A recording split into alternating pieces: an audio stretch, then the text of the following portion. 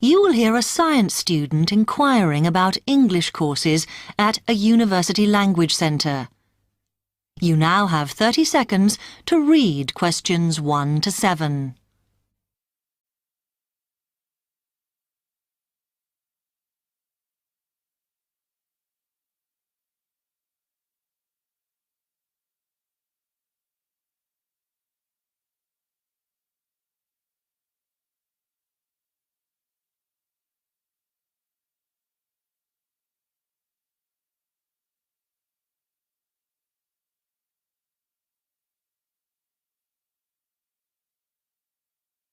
Hi, I've come to ask about the English courses you run for international students. Oh, right.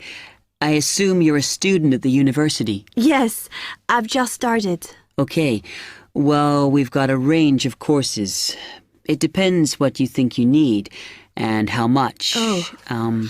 We can't run everything at the same time, though. So, for example, in this first term, we are just doing a writing course. I see. That sounds quite useful. What else is there? Some of the courses only run for single terms, and we tend to focus on what students have difficulty with. That means we don't usually do speaking courses, but next term you can do listening. Oh. That'll help you with lectures and things. Our provision is all based on what the majority of our international students need. So is everything term-based? There's nothing that you run all year? Well, let's have a look. Yes, there is a class for vocabulary and grammar every term. That's for everybody, but it's split into 3 or 4 levels. And what about in the holidays? We don't do anything during the winter or spring break. Oh. But over the summer, there's just general classes because that's what most students want. A bit of everything. Okay, quite a variety then. I'll have a think about what I really need because I haven't got much time. Do you have about 20 students in each class, the same as our science seminars?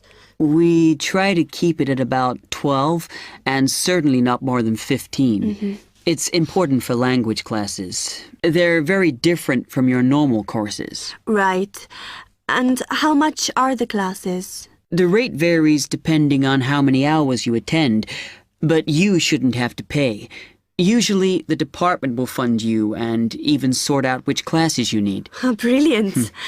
It would be quite useful for me to have a certificate to take back to my country.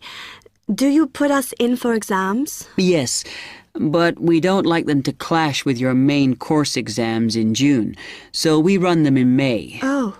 That leaves you time for revision. Do I have to sign up for something now? I'm not quite sure what I want. Classes haven't quite started yet, so you've got time to decide what you do. All we insist is that you sign up before week 5. That gives you about 3 weeks to decide. Okay. You now have 15 seconds to read questions 8 to 10.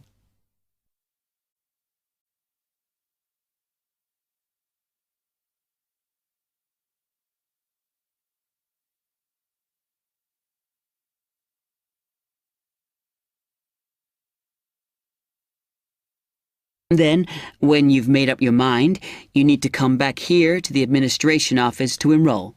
What do I need to bring with me when I enroll?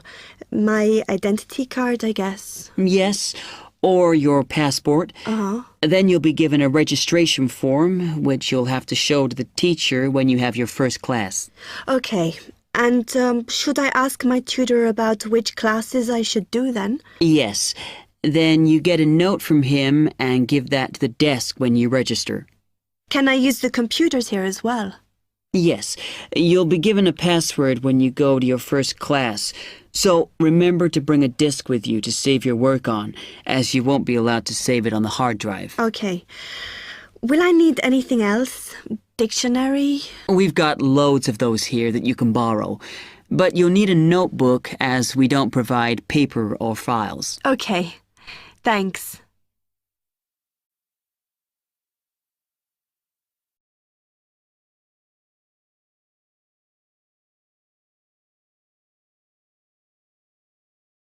That is the end of part 1.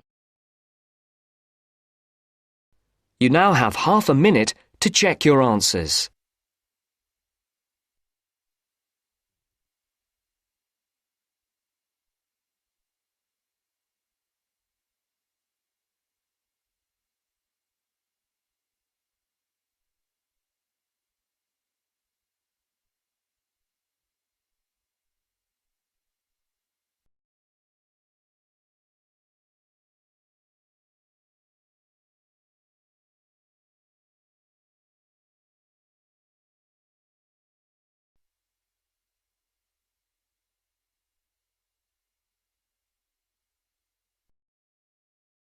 Now turns to part 2. Part 2.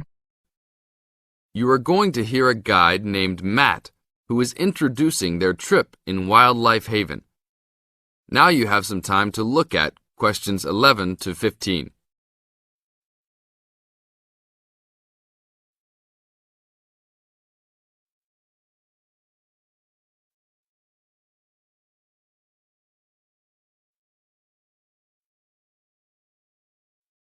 Now listen to the first part of the introduction carefully and answer questions 11 to 15. Well, good morning, everybody.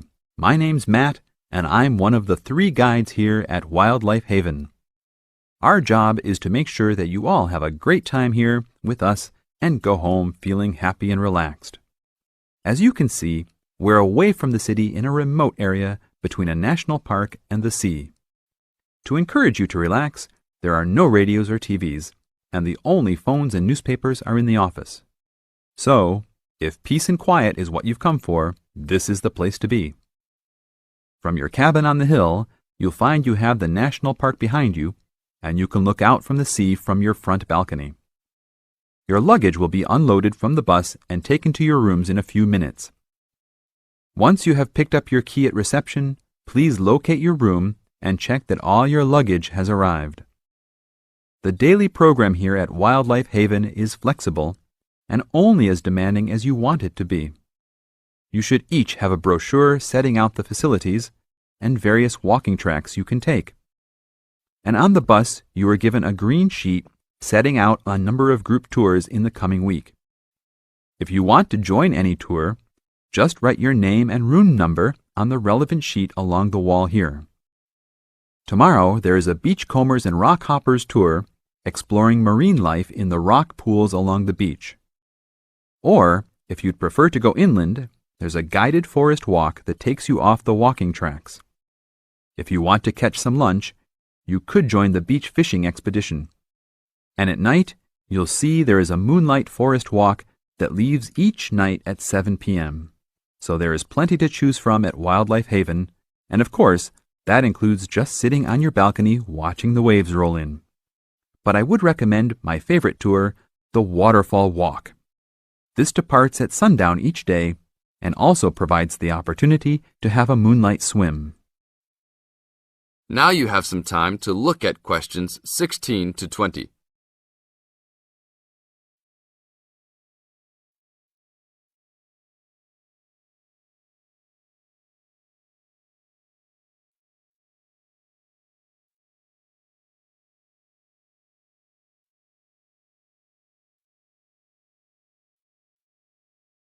In the second part of the introduction, you are going to get some advice from Matt. Listen carefully and answer questions 16 to 20. You've chosen to visit us in January, which is one of our hotter months. And although you may be tempted to wear a minimum of clothing, you should always take precautions against injury, particularly in the national park.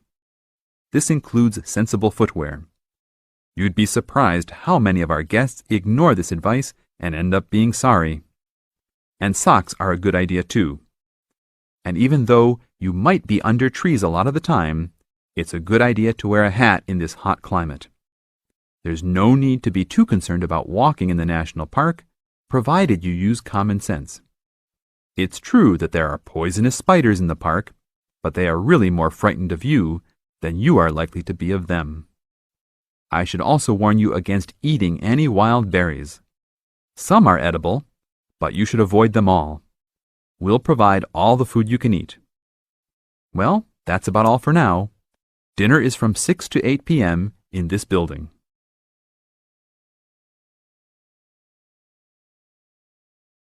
That is the end of part 2. You now have half a minute to check your answers.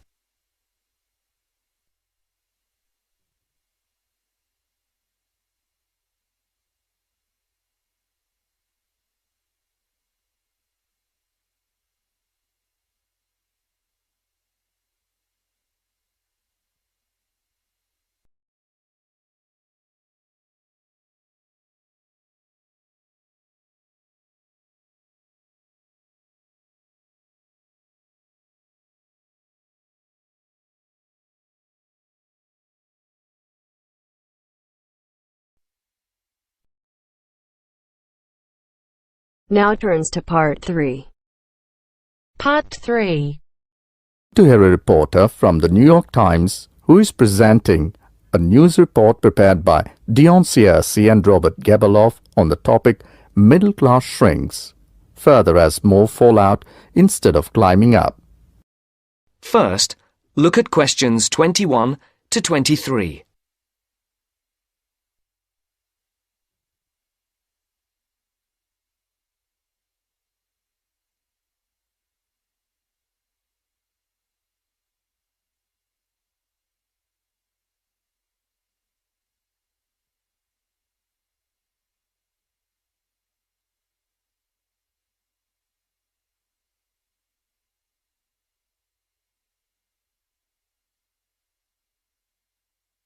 As you listen, answer the questions.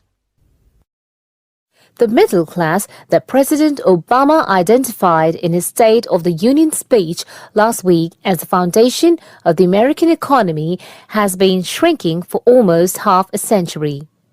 In the late 1960s, more than half of the households in the United States were squarely in the middle earning, in today's dollars, $35,000 to $100,000 a year.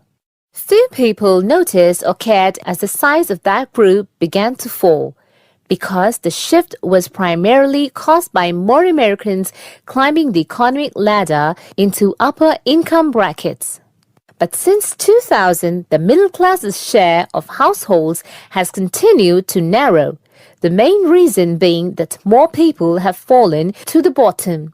At the same time, fewer of those in this group fit the traditional image of a married couple with children at home, a gap increasingly filled by the elderly. This social upheaval helps explain why the president focused on reviving the middle class, offering a raft of proposals squarely aimed at concerns like paying for college education, taking parental leave, affording childcare, and buying a home.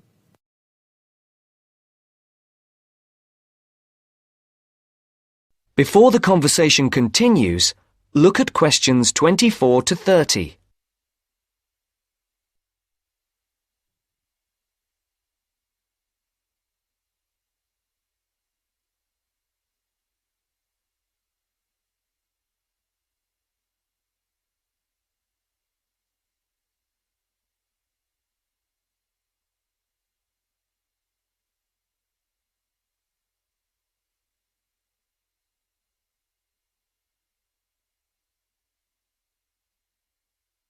Now listen to the second part of the discussion.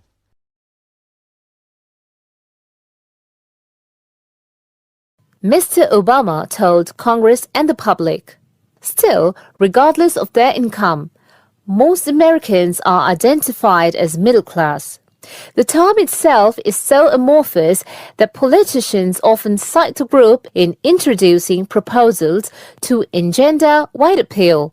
The definition here starts at $35,000, which is about 50% higher than the official poverty level for a family of 4 and ends at the 6-figure mark. Although many Americans in households making more than $100,000 consider themselves middle class, particularly those living in expensive regions like the Northeast and Pacific Coast, they have substantially more money than most people. However, the lines are drawn. It is clear that millions are struggling to hang on to accoutrement that most experts consider essential to a middle-class life. I would consider middle class to be people who can live comfortably on what they earn, can pay their bills, can set aside something to save for retirement and for kids in college, and can have vacations and entertainment, said Christine L. Ovens, Executive Director of the National Employment Law Project.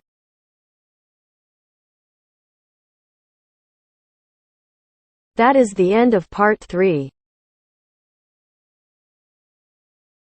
You now have half a minute to check your answers.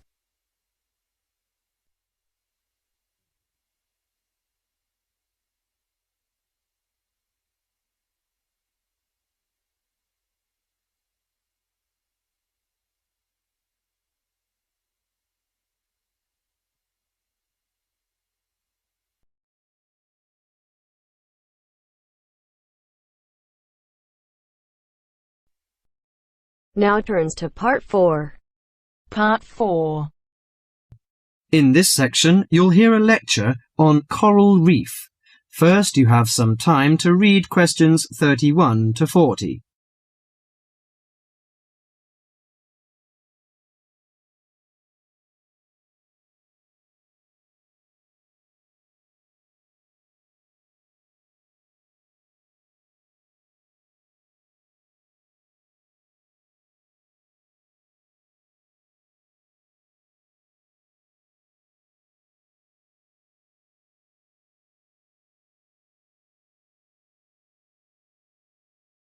Now listen carefully to the lecture and answer questions 31 to 40.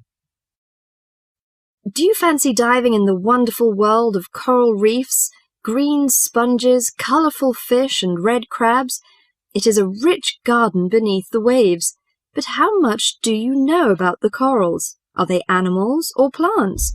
What are the threats to coral reefs? Today, Mr. Tim Harford, Executive Director of the Coral Reef Alliance, is going to introduce the facts about coral reefs. Good afternoon, everyone. Coral reefs are one of nature's most magnificent creations. It is filled with thousands of unique and valuable plants and animals. Over 1/4 of all marine species depend on healthy coral reefs. Humans also depend on coral reefs. These marine ecosystems are the primary source of food and income for millions of people, a vast repository of valuable chemical compounds and medicines, and a natural wave barrier that protect beaches and coastlines from waves and storms. Coral is actually the exoskeletons of coral polyps. Made from limestone, these skeletons build up over time, forming the reef. New corals are born each April. At a certain hour, on a certain night, mature corals suddenly release clouds of eggs and sperm into the sea. After the fertilized eggs take root on the seafloor, they can grow up to 15 centimeters per year. Coral reefs are present in the waters of over 100 countries. These are warm, 18 to 29 degrees centigrade, shallow, sunny regions primarily between the tropics of Cancer and Capricorn. Only clear, warm salt water can support a coral reef. And because sunlight is crucial to the reef's survival, the water must also be shallow. The algae that grow on coral provide much of the coral's food. In deeper water, algae cannot get the sunlight they need to grow. Most coral reefs are in the tropics because natural conditions there are perfect. In their modern form, coral reefs have thrived on Earth for over 50 million years.